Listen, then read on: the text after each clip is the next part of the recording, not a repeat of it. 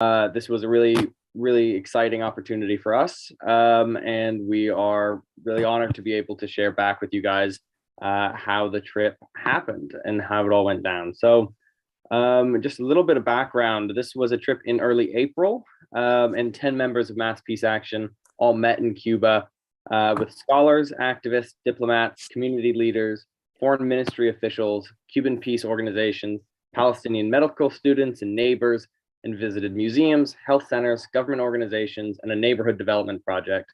We worked very closely with our host, the Cuban Institute for Friendship with the Peoples, ECAP, to understand the revolution and the social project of Cuba. As a group, we all came away with important impressions of how the Cuban social project relates to our work at Mapa, with new understandings of some of the issues we face as a global community as well. Our group made a strong determination that the US blockade of Cuba must be opposed and defeated, as well as all US sanctions used to curb the sovereignty of other countries. The most important takeaway for me was not the facts or figures, but the emotional connection we all felt with the people and the country by the end of our trip. That feeling is something you can truly only understand if you go yourself, but we're going to try to do our best over the next 45 minutes or so to convey that feeling with all of you. And going forward, I believe to make the most of this trip and recurring trips in the future, a focus needs to be put on propagating this emotional connection to the people and Cuba and their cause. And the best way I can see to do that going forward would be to bring along a dedicated videographer whose task would be to document the trip and create inspiring and emotionally powerful content from our time in the country that better captures that real kind of feeling that we all had throughout our week in Cuba. But short of that, we are going to do our very best to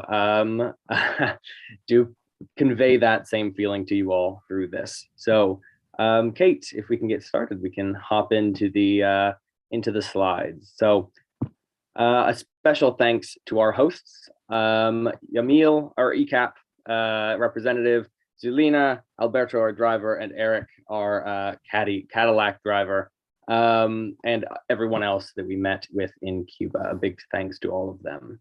And then I will hand it over to Kate to give you all an idea of just how the trip went down. Thanks, Alec. Yeah, hi everyone. I'm Kate. I'm a student intern with Mapa, and I got the chance to go on this trip to Cuba. And we're going to be sharing our reflections and our takeaways from this trip, but we figured it'd be good to kind of just overview what we actually accomplished and got to do on the trip before we get into our thoughts about those things. So what I'm going to be going over for the next 10 minutes was informed by all the people on this trip, but I'm just the one saying it. So day one, only Alex showed up because the rest of us had flight delays and cancellations over 2 days, but he made it to the Jose Marti airport and met up with Mary to begin the trip.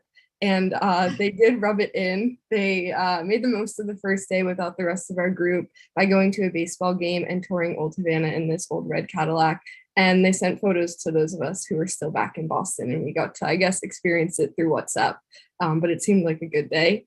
And then the next day on Tuesday, the rest of our group arrived. We made it to Havana and the program officially began. That morning, we met with Victor Gaute, who's the vice president of our host, the Cuban Institute for Friendship with the People, also known as ECAP. And he explained what ECAP actually is, especially in the context of the revolution. And he answered a lot of our questions regarding things like Cuban foreign policy, misinformation about the revolution, discrimination, Cuba, and lots more. He did a good job answering quite tough questions. And it was a really good first meeting just to get an overview of what the rest of our week would be like. And I guess I'll just mention that one of the things that he spoke about that we heard time and time again, and which became a theme throughout our trip, is like one of Cuba's core beliefs that there is no liberation without healthcare and education. Really was hit hard in that first meeting and stayed true throughout. Also in this meeting, which was also true in all of the following meetings, as we began kind of just like giving you a sense of the format of these meetings, we began by introducing ourselves, what Mass Peace Action is and the work we do, and our purpose for visiting Cuba. And then we had the chance to outline our points of view and our visions as well as learn theirs. So after that meeting with ECAP, we met with a specialist from the Ministry of Science, Technology, and the Environment, also known as SITMA, and they made a presentation on Cuba's comprehensive environmental protection plan, which is called Trea Vida. And as a general group, our takeaway was just genuinely impressed with the fact that the country has developed such an extensive and multifaceted plan involving specialists from a lot of different disciplines, as well as people at the grassroots level.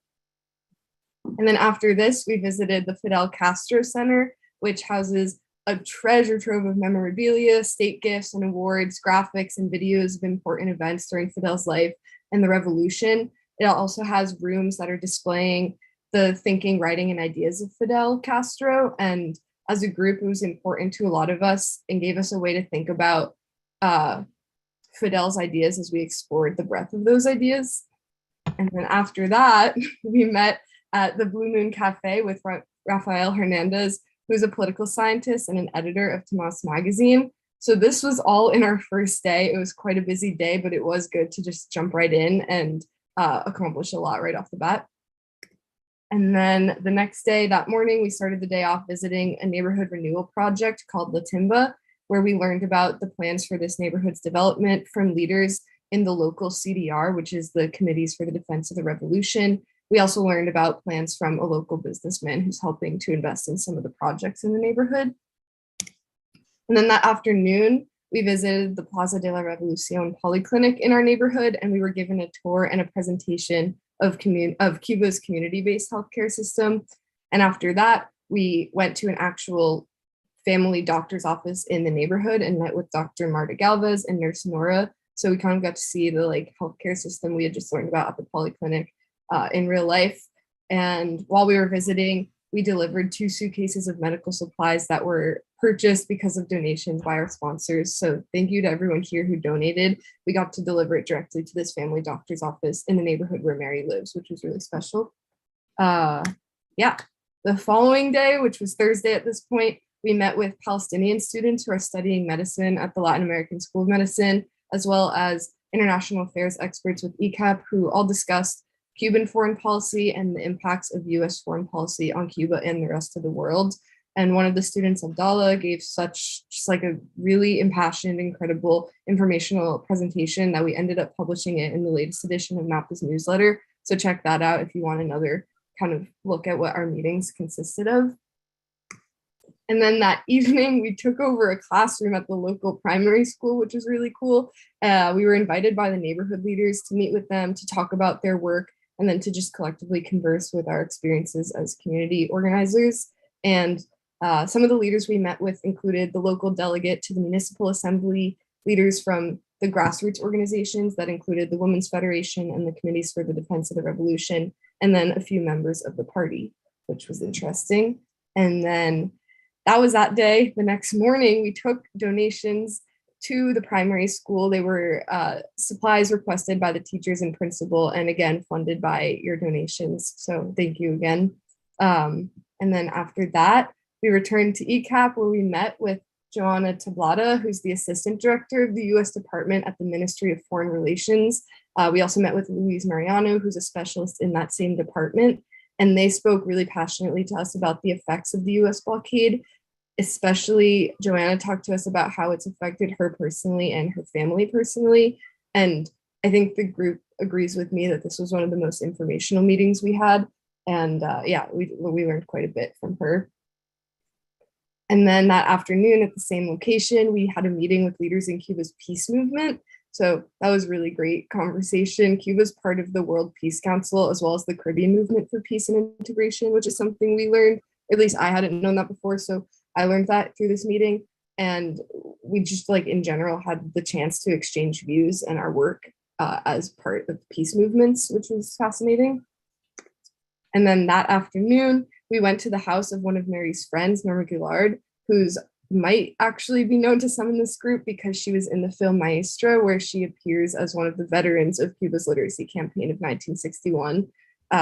So she talked to us about the literacy campaign, but also she's now a psychologist, a feminist, and an activist in the Afro-Descendant Women's Network. So there was not a shortage of things to discuss with her. And we had pretty fascinating conversations. And afterwards, she joined us at the famed Fábrica de Arte Cubano, which is this old oil factory that's filled with 3 floors of bars and dance clubs and art galleries. They had a movie projection room, and for me, it was just cool to see modern Cuban art and culture and to hear the music. And it was fun to be there with Norma as well. And this picture is just included because this is how we got around when we weren't on the bus with our bus driver, Alberto. So driving around in these cars was a pretty cool experience. And then Saturday, this was our second to last day, our last full day. We spent it at Sienaga Desapata, which is 2 hours from Havana in the Matanzas province. It's a UNESCO declared biosphere and one of Cuba's most important national parks, and much of it is a protected area. The photo on the left is at the actual park, and then on the right, we saw like thousands of these crabs crossing the street. It was kind of an insane view. And yeah, so here we met with Leonie, who's the SITMA station agent, who went over the different projects that the ministry's been working on in the area. And then afterwards, in that same province, we visited Playa Giron, which to most of us, we called the Bay of Pigs. And the museum there chronicled the failed US mercenary invasion. And then right after that, we had lunch and a swim in this very cool swimming hole. And yeah, that was most of our day. But afterwards, that evening, we had a party at the nearby Hotel Tulipan for all of our home hosts, the different neighborhood leaders we had met, our guides, our bus driver, their family members, and our hosts at ECAP, and then plenty of other friends we had made along our journey. And it was quite a fun time. There was a lot of dancing, very good food. And that was our last evening. And so the following morning, here's some photos that Mary included, but Alec went home and the rest of us did various things throughout the day. Mary and Vernon went to the zoo. Some of us met with some of our home hosts and got to speak with them about their perspective on the revolution and current politics in Cuba. And we did various things throughout that morning. And afterwards, we went to the airport. We got home with no bumps this time, which was great. And yeah, so that's what we did. It was a lot. Thanks for listening. But now we're going to each share our reflections, what we took away, how it made us feel. Yeah, so about 3 minutes for each person. And first time you can introduce yourself and then share your reflection. And I'll start by introducing Alec to get started.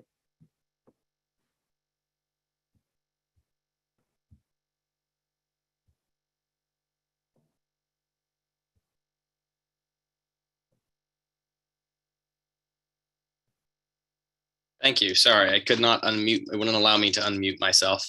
There we go. So yes, I'm Alec Neely. I'm a Northeastern University student and recently elected to the board of directors of Mapa. So for me, the most powerful learning experience of Cuba was kind of the reaction of those that we taught about the US. Our tour guides' utter shock upon learning the cost of healthcare in the United States. The confusion of those we spoke to about America's education system, the explicit disgust at the comparative percent of our budget that we spend on the military compared to theirs.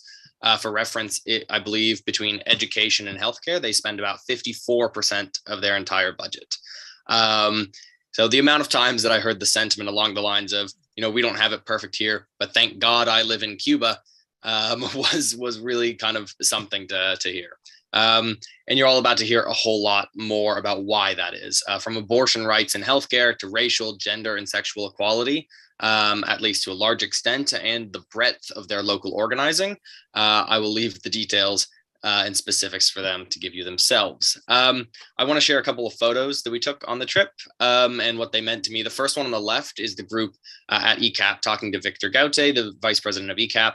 I thought that this meeting was a perfect parallel for the trip as a whole, and really showed kind of how we all felt going into the trip, because we had so many questions that we spent most of the time asking them, and he didn't have enough time to answer them completely, but we were all so interested in learning, had so much that we wanted to know, and even those of us who did know a lot still had a lot to learn. And it was it really resembled just how little we know about an island that's really less than 500 miles away. And then the second picture on the right, to me, as you may have already seen on the front page, I think it's the most interesting one. I think it's my favorite picture of the trip. In the end, what mattered the most, what I came out of Cuba feeling most strongly about, was the people that I had the great privilege of meeting and getting to know, both people in our group as well as Cubans. And I think the greatest way to learn about Cuba is to experience Cuba through the kindness of the Cuban people themselves. So thank you. Thanks, Alec. I'm going to introduce myself now because I'll be going next. But I'm Kate Henning. I'm a Northeastern intern, and yeah, I've been interning with Mapa, and I'll jump right in. So I included the photo on the right. There were a lot of photos of the whole group that were great, but everyone else included them. So I stuck with these. The photo on the right, I included one. I got to go to this kind of like art gallery in an old factory, and I loved the paintings. But I also included it because these specific paintings were the artwork of a young person that I spoke with who is selling her artwork to save money to move elsewhere. And on the trip, I had the chance to speak with plenty of young people, and some of them expressed their desire to leave Cuba for a better future for themselves. And these conversations I had made me reflect on the challenging living circumstances in Cuba and the different narratives that surround this situation.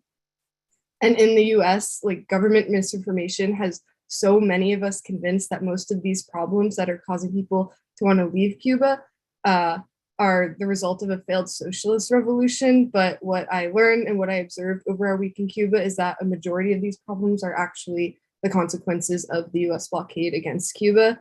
And the blockade impacts everyone and everything. From the individual conversations I had, I learned about how it impacts young people and their families.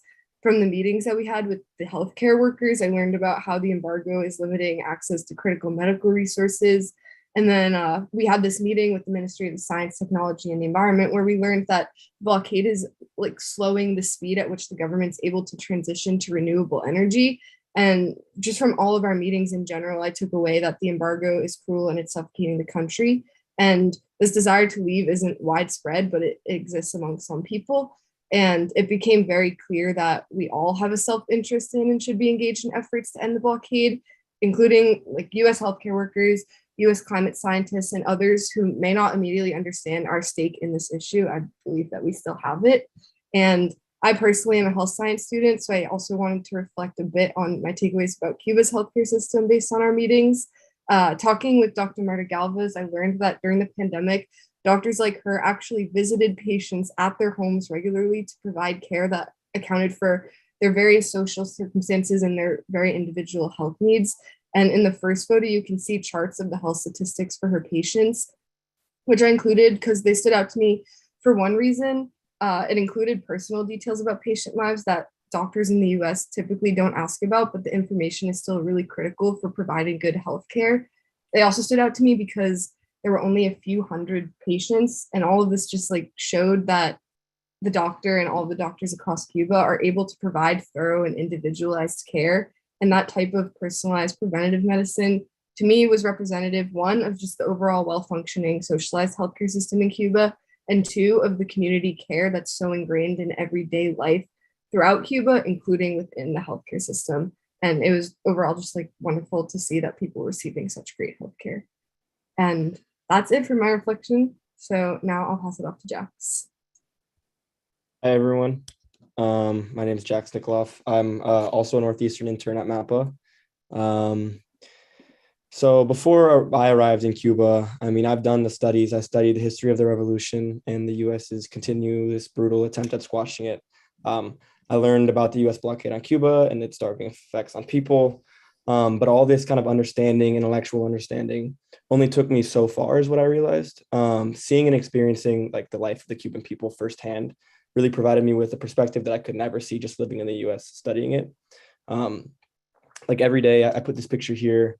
Every day as I walked to Mary's place where we all met up, I passed lines and lines of people, masses of people waiting outside for essential food because of the blockade. Speaking directly with doctors, like we've said at the polyclinic, they are explaining how difficult it has been for them to watch their patients die from diseases that they would certainly be treated if not for their inability to access life-saving medication. Seeing the crumbling infrastructure and cramped living conditions of Havana, all while knowing U.S. export control prohibits any manufactured goods from entering Cuba, even if 10% of that good originates from the U.S. You can imagine how much goods originate from the U.S., at least 10% of them. So all this, really running through your head as you're as you're seeing the direct effects of the blockade that I've learned about in the past. But also, my firsthand experience allowed me to see up close the level of devastation that the U.S. blockade has imposed, but it also has allowed me to see the resiliency of the Cuban people in the face of such a brutal injustice. Waiting in lines, though understandably despised, I'm sure, by all, was not something which caused much aggravation or like general tension between people as it would in the U.S. and as it does in the U.S. The Cuban doctors we met, though very angry, of course, and saddened by the restraint placed on their health work by the U.S., they were very steadfast and committed to serving the people in their communities. The local neighborhood organizers in the CDR group that we spoke with in the upper left corner were also very inspiring in their steadfastness and dedication towards building up their community. Overall, I could see the sense of community commitment to each other as a people, like connected in a struggle that I've never seen before. Definitely not in the US. So in a country that's so economically attacked by our own government's evil policies, I realized that we have a lot to learn from the resilient people of Cuba and their continuing revolution struggle. I just left imagining what an inspiring nation Cuba would be without our government's war, and trying to imagine like what Cuba would look like with such resilient people, but without a continued war on its people, what a society like that could look like. That's my part. Thank you, Jax. Vernon, you're up next.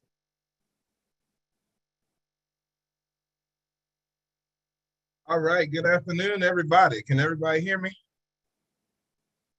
All right. Such outstanding presentations, and really a blast to be a part of the trip to the Cuban land. And we won't repeat some of the stuff that Wood has said, but I want to share it with y'all because y'all my peace family. You know, y'all working for peace, so y'all my peace family. So I got to tell y'all about the journey on the way there. And the journey was rough and it was tough because we had multiple flights delayed, as we perhaps heard alluded to a little earlier. However, only a few of us have the experience of getting stuck in Florida and having a flight delayed. And I was one of those folks that had a flight delayed in Miami and had to stay overnight. And the journey was worth it. Sometimes you have some rough tumbles in a journey, but when you get to the destination, it's worth it. And I was finally elated to step on Cuban land. And upon arriving, I noticed the diversity at the airport, and I noticed the diversity in the land. And I even saw some folks that looked like my family members. I saw some folk that looked like Cole. I saw some folk that looked like Kate and Paul and Jared and just the whole human family. And I felt at peace, if you will, because there was a spirit of camaraderie that I noticed that existed in the land. And, you know, when I was in undergrad, I read a little bit about Che Guevara, Motorcycle Diaries, but never in a million years that I thought I would travel to Cuban land. And one of our many takeaways from the trip is how friendly folks are and how serious they are about climate resilience. In fact, they have a plan produced in 2019 that outlines how the island is going to reduce carbon emissions, but more so how the island is going to be resilient in the face of the threats from climate change, in the face of the threats from extreme weather. In fact, they are leaning into mangroves to help with the climate adaptation. I was also impressed by the healthcare system and how local doctors know their patient's name in the community. Cuba has more doctors per square mile than any other country in the world. And I was very interested to learn the multiple perspectives that people had in Cuba. You have folks under 40 that was ready to leave and abandon ship and go for greener pasture elsewhere. And you have folks who are over 40 who was content on staying because that's the way of life that they known. And it was just really interesting in the many diverse perspectives that I had an opportunity, and even as a group, as we had an opportunity to engage with. Well, I'm going to get ready to leave y'all alone right now, but as I close, I want to just really point out some of these pictures. So the picture on the right is a taxi, and they have multiple taxis. And I was very fascinated about how little that taxi was. It reminded me of some of my time in India. Indian taxis are a little bit similar. And then the picture on the right is actually the place where one of the places that Ernest Hemingway hung out. And that was a place that we actually got dropped off as a group before we went into downtown Havana. And it reminds me of a coming back place, if you will. So I was really delighted to be a part of that. Well, I'm going to wrap it up now, and just really some of my reflection and sharing some of my insights. And we're going to pass it all back to Kate. Yeah, thanks, Vernon. Cole's up next. Thanks, Kate. Actually, there were some policy changes announced today by Biden. We haven't had a chance to fully analyze them, but it looks like there's significant steps in the right direction, but we'll have more on that tomorrow. And additionally, the Boston City Council today passed a resolution calling for the end of the embargo on Cuba. So 2 pieces of good news. But as for a trip, I was going to recount that one evening we walked down the block from our accommodation to the Frank Pais Elementary School in the Nuevo Vedado neighborhood of Havana. The local community activists held a meeting to show us how they work. The vibe felt completely familiar. It was like any school parent council meeting or community organization in Boston. Maria Caridad, who's pictured in the right-hand picture, she's the one on the left with the mask kind of down behind her chin. She's a 24-year-old psychology student. She had been elected as a delegate to the municipal assembly. She admitted that she did not expect to win and was surprised when she did, but she was very proud. The regional organizers for the CDR, the Committees for the Defense of the Revolution, and the FMC, the Federación de Mujeres Cubanas, spoke about their organization's work, and they're pictured in all these, well, I guess on the right most clearly. Rank and file activists stood on the sidelines or sat in the back. They were nodding, murmuring comments, and standing up to make a point. Cuba's new family code was under discussion. And not in our meeting in particular, but in general in the country that month. And it had been the subject of community meetings. Among many other changes, it is on track to legalize gay marriage. The activists explained that all the thousands of suggestions made at all of the meetings throughout Cuba are tabulated and brought up as a document like that is edited and finalized. There are right-wing evangelical groups that want to keep the traditional family model, and the activists expressed concern about them watering down the reforms, but I would say not too much concern. There are a lot of economic difficulties. We had meetings from morning till night every day, and every group we met with spoke about the impact of the US blockade. We promised to come back home and work to end the blockade. Cuba is the original case of US sanctions since 1961. Since then, the US has now perfected its sanctions weapons and is ruthlessly sanctioning a lot of other countries too, from Venezuela to Iran to Syria to Russia. And our sanctions on Cuba have developed into a complex web of hundreds of different laws and regulations. Cuba is right across the Florida Straits and is so familiar, so much like the United States in so many ways. Ending the blockade on Cuba could start to unravel the whole sanction system. Cuba is an organized society where common goals and working together are the norm. They're emphasized. It's not an individualistic society like the United States. It's not perfect. They make mistakes. They learn and correct them. As Paul commented while we were there, it's as if Mapa members and all the progressive activists and organizations we partner with were put in charge of a country. That's what it felt like in Cuba. Cuba is us. While I don't speak Spanish very well, Cuba felt like home. In some ways, more like home than home. Thanks so much, Cole. Next up is Paul. That's good timing. Go ahead, Paul. Thank you, Kate. I just want to emphasize a point that Vernon made. The first thing that really strikes you in Cuba is this feeling of what I'm going to call egalitarian diversity among all the people there. This easy relating between the races in which, hard to believe, racial awareness actually disappears. And to me, that was quite an amazing experience to see Cubans of all kinds of various racial backgrounds interacting with each other in the way that they were. Now, most of our information, which I was interested in, was basically how does this society work? How do the different pieces of it fit together? We had, as you can see in the pictures, we had briefings, we had museum visits, we had hours-long freewheeling discussions. Down below is the picture of outside the Fidel Castro museum that's just been opened. Fidel made the Cubans promise that they would not make any statues of him. So the way that they got even with him was by setting up a museum, talking about his life and all the incredible things that the Cuban Revolution had experienced and worked through together. I'm just going to touch on a few things we learned in all these different educational settings. There's a society-wide discussion going on around a new constitution in Cuba, which expands democracy.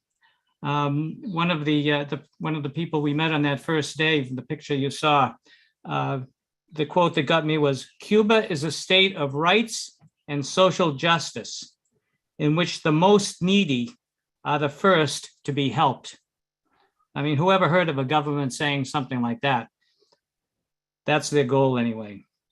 We've seen, we discovered these bold efforts to overcome the island's legacy of homophobia and grassroots efforts for LGBTQ rights. That was a fascinating conversation that we would have liked to have carried on for a lot longer. All kinds of ideas floating around. The existence of popular assemblies at all levels of administration. These, what they used to be called the Committees for the Defense of the Revolution, they still are called that, but they have been transformed into community-based service organizations that work together with local grassroots women's organizations and local elected bodies. You saw that young African Cuban woman who was just elected. They all work together to mobilize communities around the community's needs. The main one that they mobilized around was COVID vaccine distribution. Cuba created its own COVID vaccines, and Cuba was the first country on earth to achieve universal vaccination of the population, even given how poor the country is.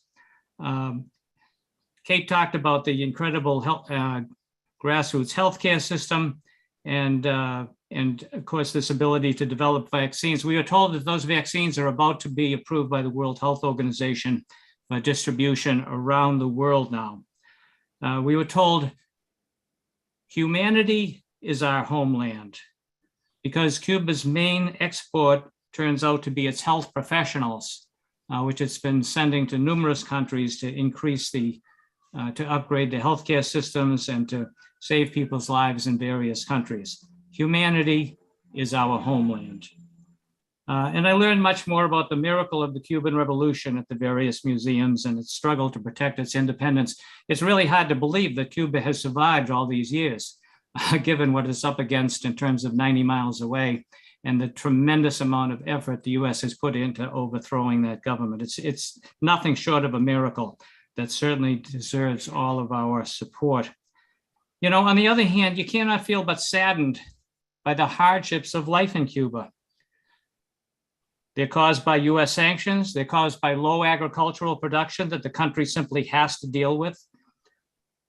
They're caused by COVID quarantines. In Cuba today, everyone has to wear a mask still. People were quarantined during the pandemic. It was devastating to their lives and to their economy to do that, but they had tremendous success in shutting down COVID. The devastation of tourism has had a tremendous impact on people. The combination of that end of tourism in combination because of the pandemic, but also because of the Ukraine war. Thousands of Russian tourists used to come to Cuba. It was a very important source of foreign exchange for them. That's over because of the Ukraine war. Shortages of basic items are rampant. Last year, the speaker was actually almost crying, telling us for the first time, infant mortality had actually increased in Cuba because of the new vicious sanctions that the Trump administration had put on the country and was still in effect. Salaries are very low. And so you have this bizarre situation where young people get free healthcare and they get a free university education, but the salaries are extremely low. There's all kinds of limitations on how far they're going to be able to go.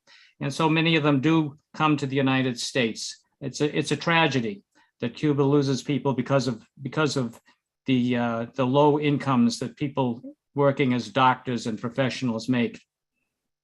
So the fact is that this embargo is killing people.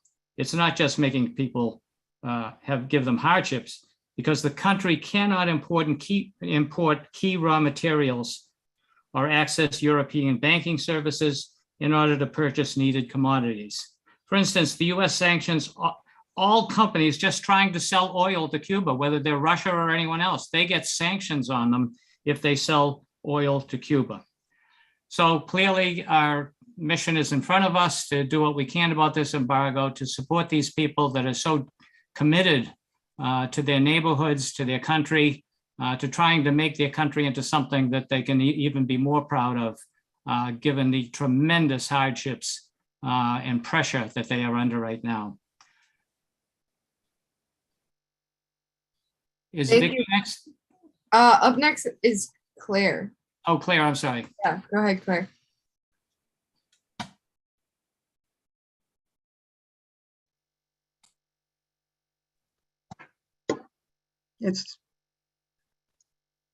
It takes a while to unmute in this new system. Anyway, thank you. And thanks everyone for your presentations. I'm going to speak on a few different things that moved me from our trip to Cuba. One, on communities in general. Cuba prioritizes investment where it is most needed. We learned a lot about that on our tour of La Timba, which has been referred to by other people as well. We were guided by community leaders and community members. They're undergoing right now a multi-year process, a planned process, where they're enhancing their, green space, cultural venues, and new housing. And the housing is priority for displaced people and single moms with children. The work is funded primarily by public monies, but also with a local business. It's a public-private partnership, but they very much have the same goals. In Cuba, housing is a human right. That's something we chant here with City Life Vida Urbana. It's not driven by profit as it is in the United States. Cubans pay for their homes over many years at a price that's right for them. When it's paid off, they own it and can pass it on to their kids or to other family members. I mean, really, it's great. So on LGBTQ, we visited, as noted earlier, Norma Guillard, and she's in the photo here on the, for me, it's on the left of the screen. Anyway, she's got a big t-shirt she's holding up. We visited her and her daughter Naima in their Havana home. This is also a friend of Mary. She's a proud Afro-descendant Cuban and a leader of the LGBTQ community. She told us the community lives openly in Cuba, and for those who want it, trans surgery is free of charge. On racism, Norma also spoke on that. She explained that racial discrimination is against the law. There has been progress, but discrepancies continue, especially in terms of economic resources. Not that there's just people have resources from the history, from family and all that, particularly, Spanish descendant Cubans. Others we met with spoke some of encountering some racist attitudes, but there are a range of views, and I will never forget the Nuevo Vedado community meeting that other people have also referred to. It was full of powerful women, among them Afro-descendant members, who said they did not feel constrained as Black women in Cuba. One was Maria Caridad, who's the elected representative to the municipality, and another, and she's only 24 years old, right? And another, a very assertive leader of the Cuban Women's Federation. The fact is that Cuba provides free, quality education and healthcare to everyone, and that is a huge factor towards reducing economic inequality. It still does not give us a full view of racial concerns in Cuba, but a lot of what I heard was more like they're concerned about attitudes and things like that, which of course are important, but there's more to learn. In terms of the blockade, before our trip, I knew the blockade was a problem, but I really felt I needed more facts to contend with the depiction of Cuba's society as like a big brother, you know. Everybody gets spied on and, you know, you don't have any privacy or whatever. Social media, Voice of America, and others really spread a lot of disinformation. I did gain more of an understanding in the course of our discussions, particularly with Joanna Tablada, sorry. What I saw that Cuban people are like us. They work, care for their families and neighbors, and have the same basic needs as we do. Cuba should be able to trade to meet their needs. Cuba does not wage war abroad. They have a minuscule defense budget, yet our government designates theirs as a sponsor of terrorism and has added more unjust sanctions to the 60+ year blockade. Now, I know there's some recent changes just today, but we got to see more than that. Really, Cuba has a lot to offer. They have a long tradition of scientific research, friendship to other nations, commitment to peace, nuclear abolition, and much more. And this is all built into their constitution and their laws. So aside from this wonderful picture here of Norma Guillard holding the No New Prisons t-shirt that I brought from Boston, it's a women's group that does prison and, you know, trying to prevent new prison construction and getting women out of prison and all. She's also happens to be a good friend of Angela Davis. She showed us some of the photos of Angela, and Angela is a prison abolitionist. Her daughter Naima is a woman in the bright pink top. In addition, there's on the top, my right at the top is an image of the skateboarding, one of the skateboarding ramps at the La Timbas Park. And it used to be a fringe thing. Skateboarding in Cuba was considered a little, you know, just not quite acceptable. Well, young people have had a lot of active participation in developing the plans of that in partnership with the small business that's investing. And finally, as was noted earlier, the Joanna Tablada, and it's a small photo, this is photo at the bottom right. She's the woman with very powerful statements explaining some of the stuff around the blockade. She comes to the United States frequently. She has a role in the foreign ministry. And Yamil with ECAP was amazing. We really benefited from him. Thank you so much, and I will pass it back. Thank you, Claire. That was awesome. And now it's Vicki. Go ahead, Vicki. Thank you. And thank you, all my fellow travelers. I think everybody said so much, and I'm just going to add a few personal reflections. I traveled to Cuba with Mapa as an interested Mapa member, but not really involved in any, on board or on any committees. And my goal was really to learn about Cuba, and the trip certainly met my goals. Given Mary Ansara's enthusiasm and passion for Cuba, along with Cole and Claire's hard work to make the trip informative, it was inevitable that I would learn so much about Cuba. This trip not only allowed me to meet dedicated Mapa board members and terrific student interns, but also so many people in Cuban society, from our hosts to members of all aspects of the Cuban population, medical, educational, and so on. It also was inevitable that I would leave Cuba wanting to do something, to bring an awareness to people here about the situation in Cuba. And thanks to Mary, I've since joined the Mapa Latin American Working Group, specifically the Cuba subgroup, with the goal of working to educate people here about the punitive effects of the embargo that many of you have spoken about, our team has spoken about. In terms of my impressions, I was struck with the warmth and solidarity of the people in their neighborhood councils, the clinics, the schools, and how they care for each other. I was also struck by the apparent lack of racism that's been discussed. Community is clearly valued over individual, and this is evident in their healthcare, their free education, their efforts to combat climate change, their neighborhood councils with an emphasis on improving the lives of its residents, the mandatory mask mandates, the high vaccination rates, the low COVID numbers, and generally a sense of caring for one another. I hope that each of you listening that hasn't been to Cuba has a chance to visit Cuba someday, perhaps with open travel, and no embargo. And thank you to all of you for letting me come on this trip. Thank you, Vicki. And last but not least, Mary, take it away. Okay, everybody. Hello. I loved listening to what everybody else just said. I really did. And I'm looking forward to us all answering questions you might have too. And I have to say that for me, this trip and this group was special.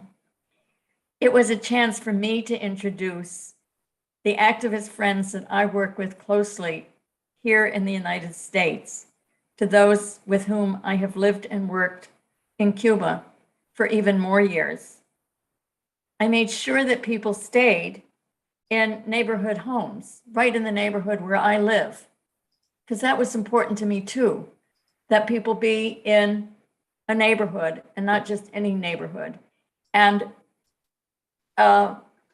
people there just loved having them stay, and they came to our parties and they came to our meetings, and it was great.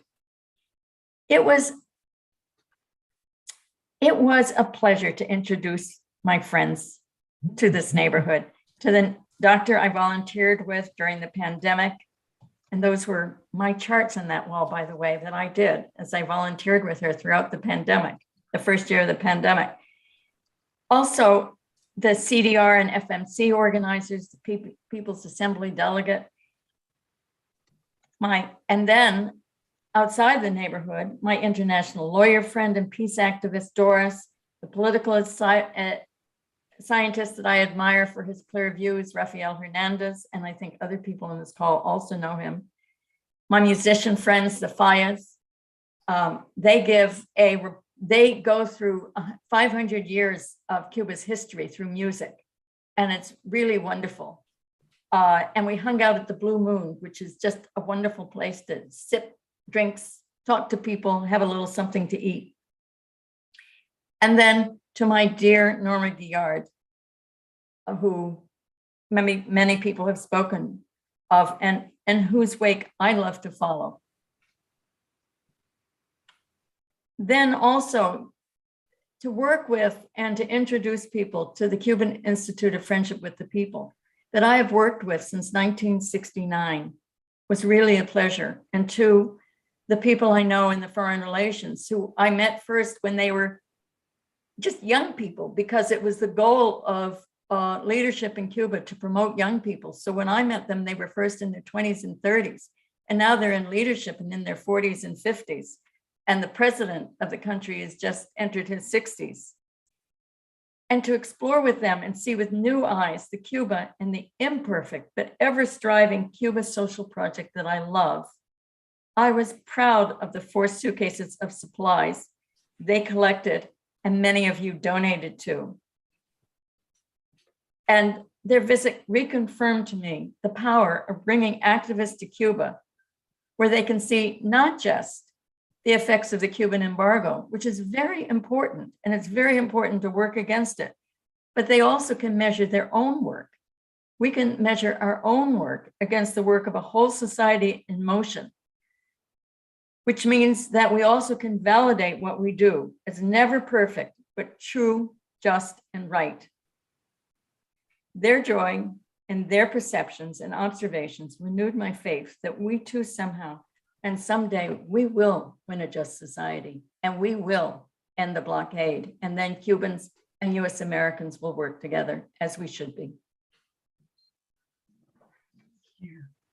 Thank you, Mary. That was a great last reflection. And yeah, I think someone said it in the chat, but Mary was an incredible leader for this trip and put in a lot of work to make it great. So, but you know what, Kate, I got so emotional that I forgot to say that we also had a lot of fun. You want to say more? That's me dancing with the mascot at the baseball game, which actually was frankly like watching paint dry. Watching Cole dance with that assertive feminist of the Federation that somebody mentioned was a trip. And then that Cadillac and also the Chevy convertible is, I recruited my very own nephew And he drove everybody around and drove them here and drove them there and waited for them while they went clubbing and all kinds of things. So we had fun. Yes, we had a lot of fun. Awesome. So I'm going to pass it off to Alec now, who's going to talk about what's next, and then we'll get into questions from whoever has them. It looks like the slide may need to be reloaded. Oh no. Why don't I stop sharing screen and then I'll bring it back up again. Well, it's fine. We don't need to, you don't need to bring that up. Okay. Let's just keep it how it is. And we can just say that, so going forward, for those who are interested, Mapa has formed a Cuba subgroup, part of the Latin America and Decolonization Working Group. If you are interested, you can email Mary. Oops. Going into the chat.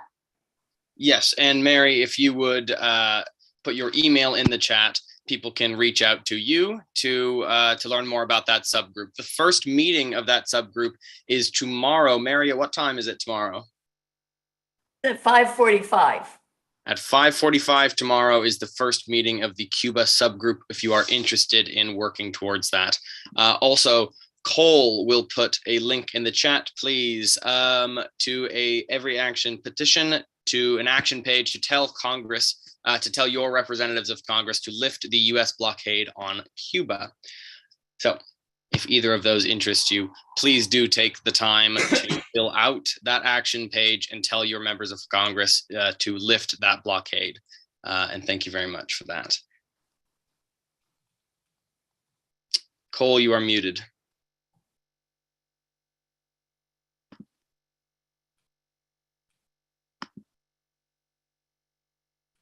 I just wanted to briefly put it up so people can look at it. So this is your action page.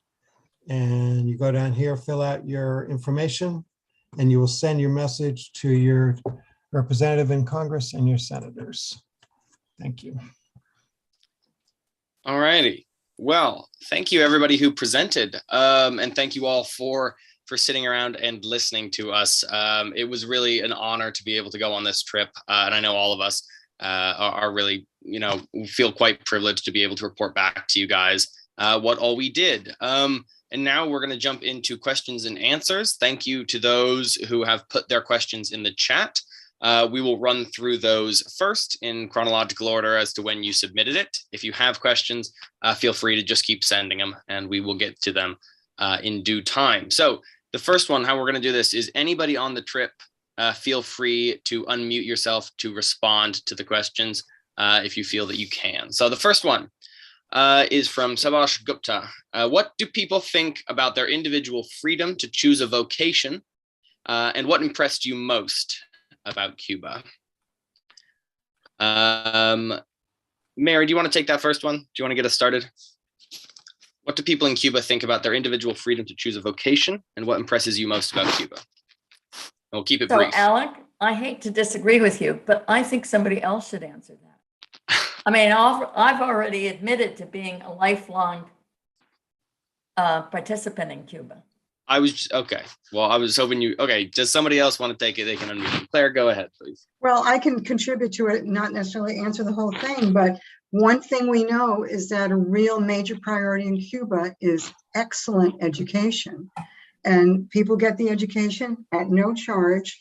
They are able to take on a lot of work. Now, whether a lot of different jobs and professions, however, it's limited in Cuba in terms of, because of the embargo and all that, or the blockade, it does impede their earnings. I will leave it there. I think there's much more people can say about it. Does anybody else want to jump in on that one? Otherwise, we've also touched as well on what impressed us most about Cuba already in the presentation. So hopefully the presentation answered that part of your question. Cole, did you want to say something? Well, clearly there's a housing shortage, at least in Havana. I couldn't get an overview of the relationship between privately owned housing, cooperatively owned housing, and all of that, and how does it determine where somebody lives. They tried to speak to that at La Timba, but frankly, I didn't get it, and we didn't have enough common language to understand the policy nuances. I'm sure there's other people that have a better answer, but. So Well- I thought that the question was about individual rights. Am I wrong that that was the question? Individual freedom to choose a vocation. Vocation or location? Vocation. Vocation. Okay, I thought it was. Okay, so I can answer that one if that's what the question is.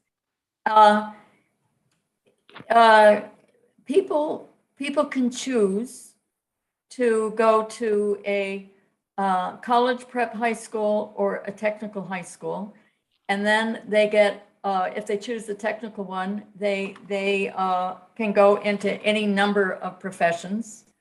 If they choose college prep, then there's an entrance exam. And basically there's a, in my view, rather rigid grading system, so that in Massachusetts, we all have our problems with MCAS and we all have our problems with the SATs. So it's that sort of an exam system. Depending on the grade that you end up school with is how you can choose to take university entrance exams. And then you take them based on a choice of different professions that are available. Because obviously, if you have a limited number of universities and a limited number of resources, you can't let everybody into every career possible, because then also you might end up with more people wanting to study law than you have room for, et cetera, et cetera, et cetera. But here's where the system differs from ours, which is if you don't get into university your first try, or you don't get into the profession that you want, you still can go to university, because there's night schools, there's weekend programs, there's programs for working adults, by which you also are guaranteed time off from your job to go to classes. And on top of that, it's all free. So it's restricted by the amount of resources that it has, and also by the fact that it's a public education system that's actually, the universities aren't competing against each other, if you know what I mean. So, but yes, you can choose your vocation. Thank you, Mary, and hopefully that answers your question there. Next question is a very interesting one. How has the pandemic affected the country, and how is the healthcare system responding? This is something that was touched on in the presentation, but is there someone who would like to expand upon that and talk more about COVID in Cuba? I can give a brief answer and people can feel free to add. One of the things I talked about was how just the healthcare system in general has responded, understanding that there would be a higher need. Doctors were able to start visiting people at their homes to give them care. And then I guess another thing worth talking about is vaccinations. Cuba's healthcare system and their biotech kind of branch of the healthcare system developed 5 different COVID vaccines that have now been distributed to over 94% of the population. And doctors went home to vaccinate people, answer questions about vaccinations. And as a result, Mary's been putting the cases in the chat, but cases have been low compared to places like even Massachusetts. And I think that's like as brief an answer as I could give, just so that we can get to everyone else's questions. But thank you for keeping that. The thing is, Alec, the pandemic has had a tremendous impact on people, precisely because the quarantine was so successful. It meant people couldn't go to work, just like in other countries. And the government doesn't have a lot of extra money for cushioning that whole procedure. And so the pandemic itself, of course, destroyed like it did everywhere else, it destroyed the tourist industry. It forced people on very hot periods of time to have to stay indoors a lot, especially if you did get infected. You were really asked to quarantine, and they had a wonderful system set up to help people in quarantine. But it's a tough thing anyway when you're dealing with a society that does not have a lot of resources. With the resources it has, it distributes them quite well. But that pandemic, it wasn't just the infections and the suffering from the disease that hurt, it was the overall social impact. And that actually had a lot to do with, with some problems that Cuba had a year ago. Especially when they had to ask people to go back into quarantine, into sheltering in place as new waves of COVID threatened. I mean, I would say they were really emphasizing prevention, and that's, partly for economic reasons as well as for human reasons. That I know at Latimba they were joking that, like, if a 2-year-old turns 2, they pounce on him, to vaccinate him. So, like, they were so proud of their 100% vaccination, community energy, which is so different from the United States. Obviously, Cuba has far fewer cases than the United States. The United States has more cases of COVID per person than anywhere in the world. It has throughout the pandemic. It still does today. So it's a low bar, but Cuba has few, but they are adamant to prevent them from rising. And let me add just one more thing, which is recently I heard the figures and I can't remember them, but Cuba had to spend an astounding amount on the pandemic, an astounding amount of money, because they started planning in November, December, and January for the pandemic. And they knew that they were going to be on their own because of the embargo. So they started pouring money into developing vaccines, into trying to gather all to get the resources that they would need. I mean, they put everybody to work on it. And they still didn't have enough, and the world still had to do things like, we sent 6 million syringes, and we weren't the only ones, so that they could vaccinate everybody. But I've just recently realized the toll on the economy that the money spent on COVID must have taken. Well, thank you everybody for that contribution, for what you've just responded, and hopefully that answers the question there. The next question is from Jose Aleman. How real is the Cuban migration by land at the U.S. southern border, and what is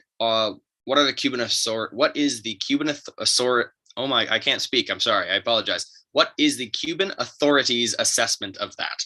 How real is the Cuban migration by land at the U.S. southern border, and what is the Cuban authorities' assessment of that? That's the question.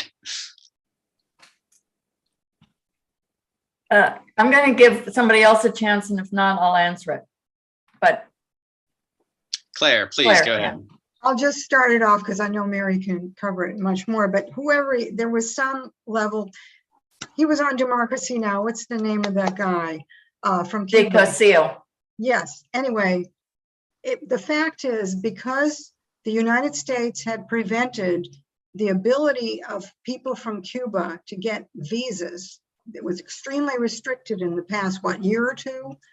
And because of that, and historically, Cubans could get into the United States very easily. They could just fly right in relative to anybody from Central America or elsewhere, Haiti.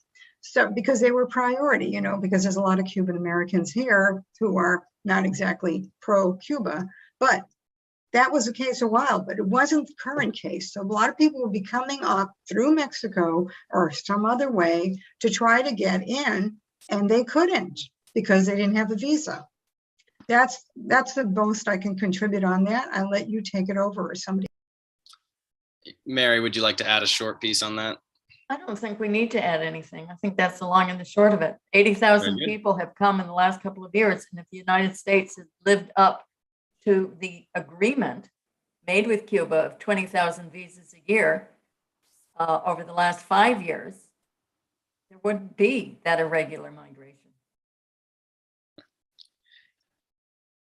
Thank you. We have a question here from Brian. Did you have to get permission from the US to go to Cuba? He says, I tried, but they said no, so I went anyway via Mexico. Did we have to get permission from the United States to go to Cuba? Somebody want to explain it, or should I? Cole, you're shaking your head. Do you want to give an explanation? We had to say we were going there for the benefit of the Cuban people. We had to sign a form. But that's about it. It wasn't really it was kind of loose. Well, there are certain categories of people that can go to Cuba, but the categories are very narrow. And so Mary found this one category, which was certainly true, that we were there to support the Cuban people, but that's not really why that category is there.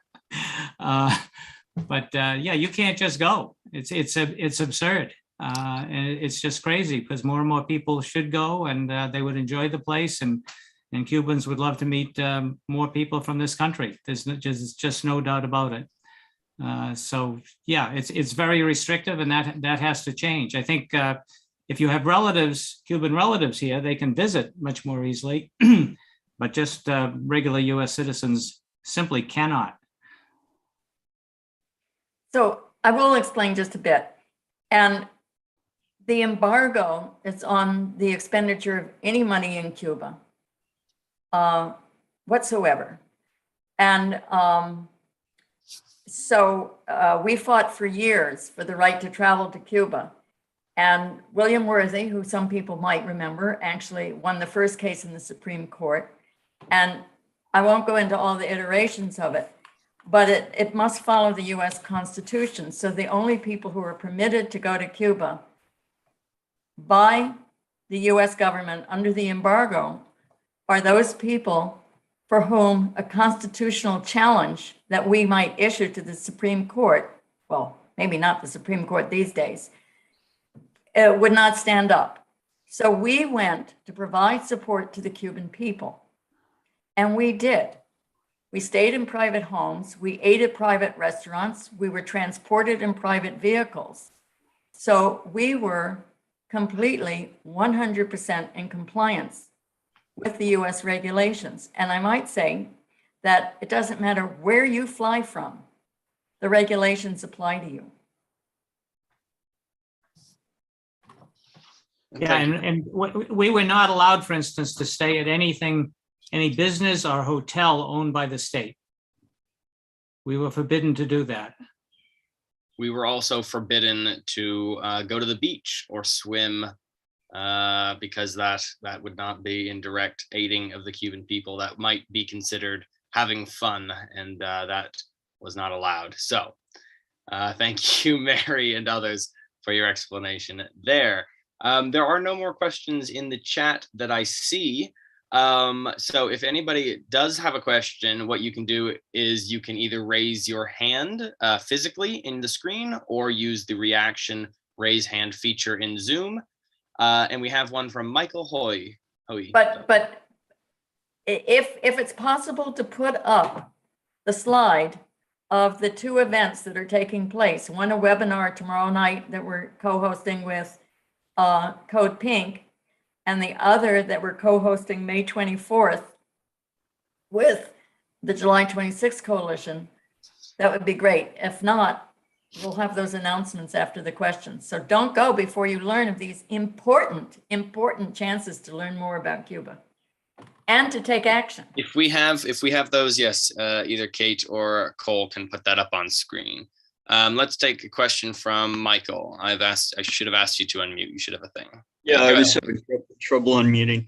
So I've heard that depending on what COVID vaccine someone gets, that limits their ability to travel. And was that something that you heard or encountered? Because I've heard that anyone with Russian vaccine, Chinese vaccine, or Cuban vaccine might have challenges traveling through airports. We had to have tests. They were expensive tests before we left. But then they dropped that requirement the day after we got there. So people who traveling the next week wouldn't have needed that. But there was no mention whether you were vaccinated or not. But to answer the question as I understand it, Cuba's vaccines, on the excuse that they're not yet registered with the World Health Organization, are causing restrictions in certain countries for entry.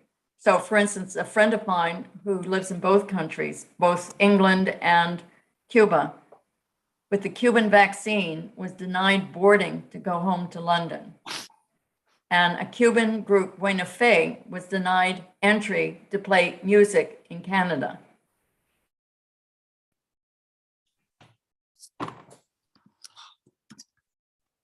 In answer to this question about do you need a negative test, these tests are according to the US regulations.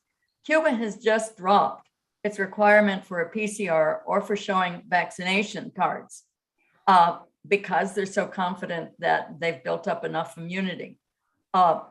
It's the US that is requiring the different PCRs and rapid tests and whatever, and Canada or whoever. So it's the receiving country that requires that. Cuba's requirements are different.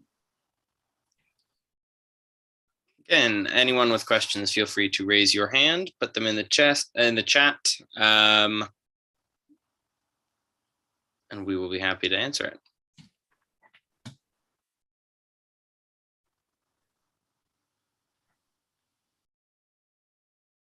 Claire, go ahead. Now, I'm asking this, I think it would be helpful if you want to speak more about it, those of you who had more conversations with young people who want to leave. I think it'd be very interesting to hear some of that for those people. They're like in a pressure cooker down there, I think, but I didn't speak a lot to young people. Sorry, young people who wish to leave Cuba, that's what you're asking about? Yeah. I could take some of that. I think as part of my time in Cuba, I tried to speak to as many young people I could to get a perspective from the youth. And it did seem pretty overwhelming. A lot of youth are wanting to get out of Cuba. They see, a very small, very big lack of opportunity. And yes, they're in school. Everyone I talk to is studying to be doctor, teacher, psychology. But they recognize that after they're not facing too much opportunities in terms of income. So that was a general vibe from young people. And I think that translates into, disgruntled attitude towards the government in a lot of ways. And I think from what I kind of understood, the older generation typically has that, younger people don't understand what it was like before the revolution. And the younger people are kind of like, yeah, we understand that the revolution did all these things, but we're still upset that we don't have an opportunity here in Cuba and we're looking for a way out. Thank you.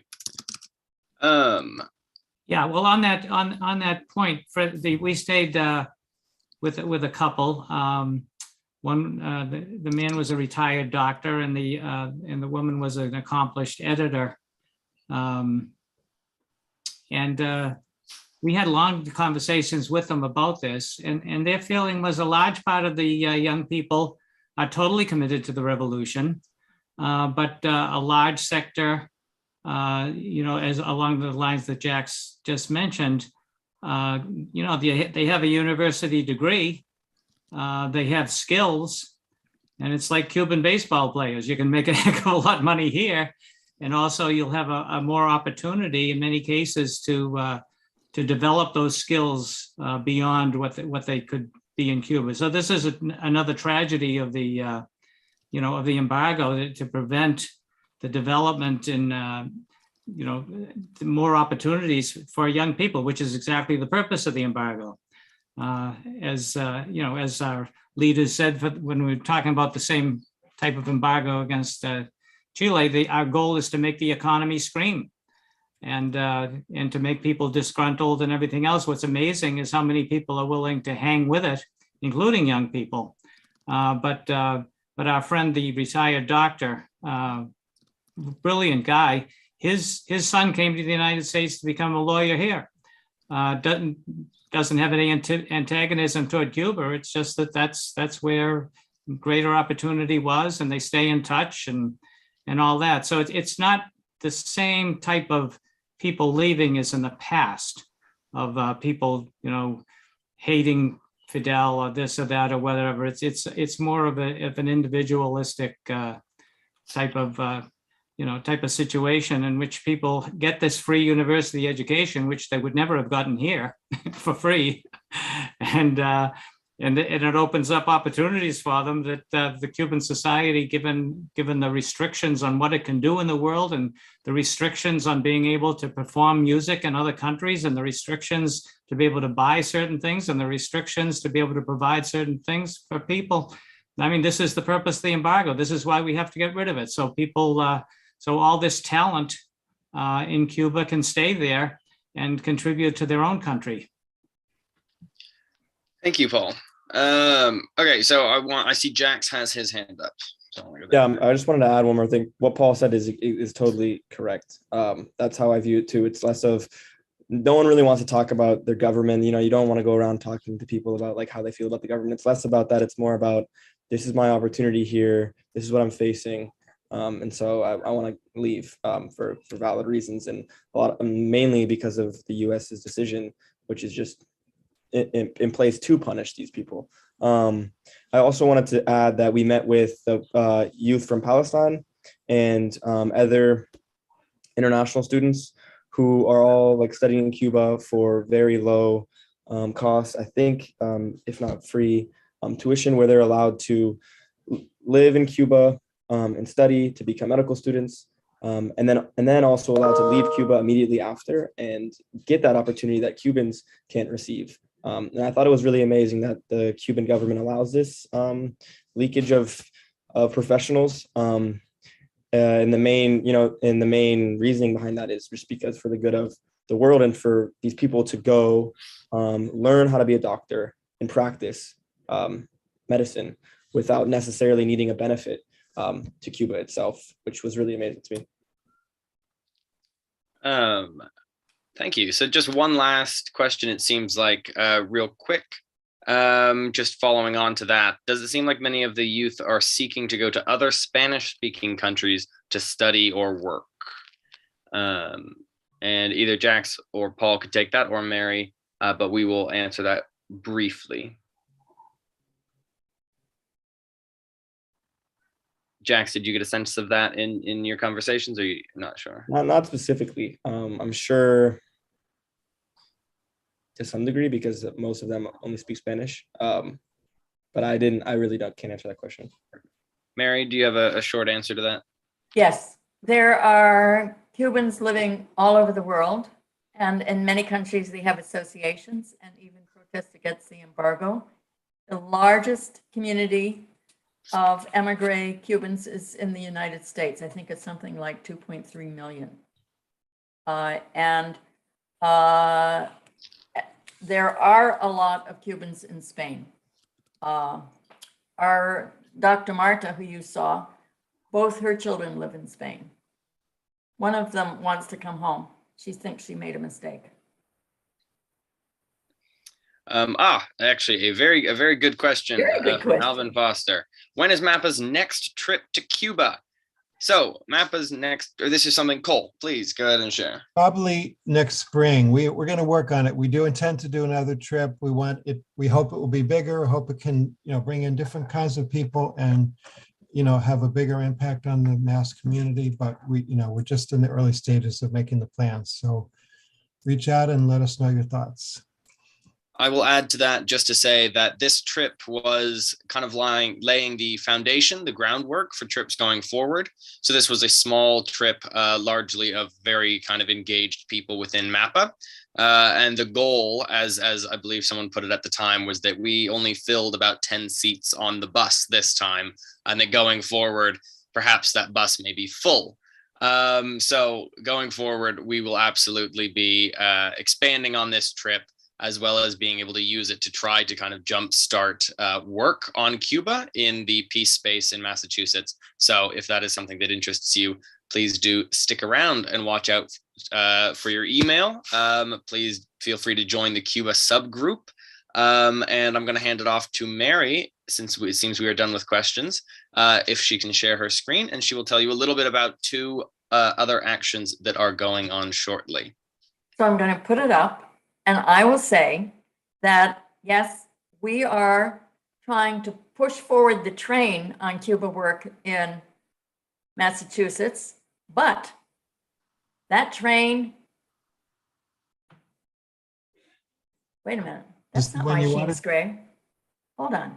Is this the one you want, or do you want something else? No, I have one. You have one. All I right. have one. Okay. Look at that.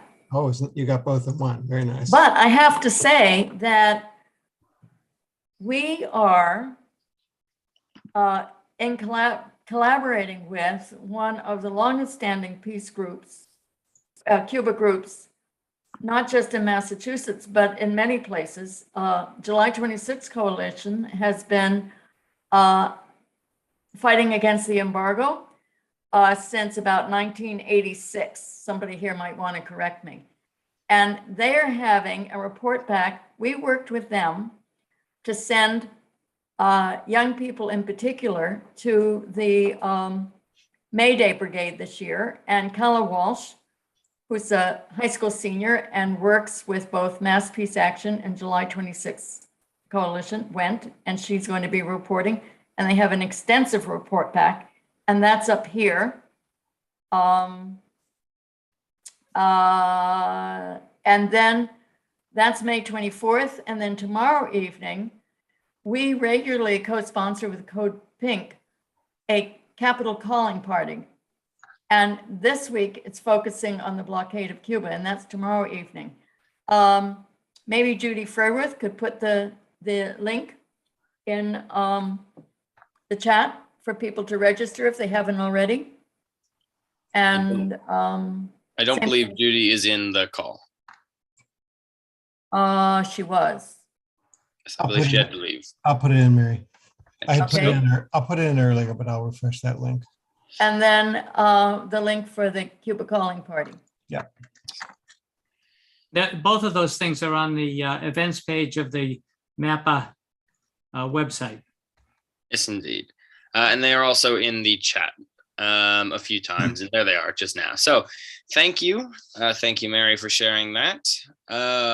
I believe that concludes tonight's report back. We are 5 minutes ahead of schedule. If there is any other final questions, please feel free to ask them. And otherwise, I believe we can call it a successful night. Thank you all for coming. One last pitch. One last pitch, go for it. If people have been inspired by this meeting to work with Mapa and our Cuba subgroup, we would welcome you. And again, if Alec will put my email again in the chat, write to me and we will connect you. Our meeting is tomorrow at 5:45, and that meeting is to plan what the goals of such a Mapa subgroup would be, which will be our own projects, but also working with other organizations, both locally and nationally, as well as with our friends in Cuba. Absolutely. Good plug. Thank you very much. Thank you all for joining us. We appreciate the opportunity to be able to report back. I know it was an honor for all of us to be able to go. So thank you all very much. We appreciate your time and have a great rest of your evening. Great rest of your evening. Thanks, Alex.